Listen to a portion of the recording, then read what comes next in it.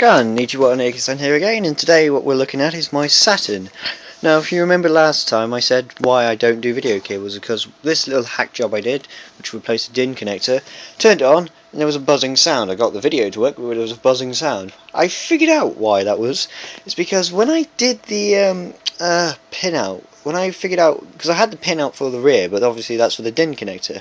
And but because the motherboard, it's slightly different, and if you hold on a second, I'll go get the connector.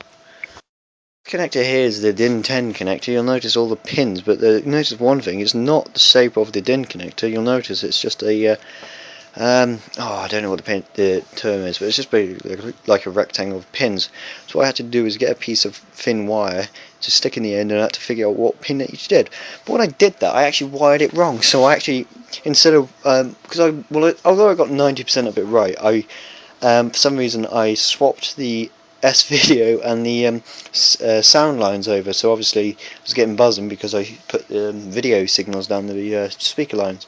But now, if we turn it on, and you shouldn't really do this without the cover on, but you'll see, sound's working fine. If you didn't catch that, checking disk format, although it's not really.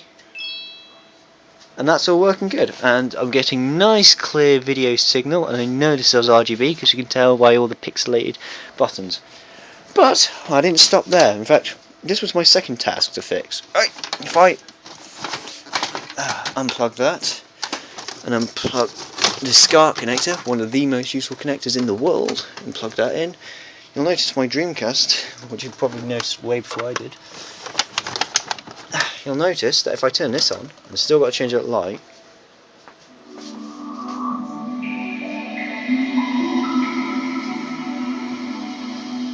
It's loud, but the problem I was getting was with the red channel. You'll notice it's nice and red around the edge now, and how did I fix that? Well, it turned out that the capacitor on the inside that SCART connector for the red line was actually faulty. I was sold it faulty, so instead of reading 220 microfarad, which was what it should do, and it was reading about 180. So, and you see what difference that makes. It's just perfect now, and obviously I can't exactly test the game because I don't have the controller with me. But I will be looking to see why that's happening. I know why it's happening. It's because the battery is dead, but I was obviously trying to fit a new battery in there. But anyway, I thought I'd make a little update. So yes, both the Saturn and the Dreamcast now have proper RGB output, and I can play them with all the glee.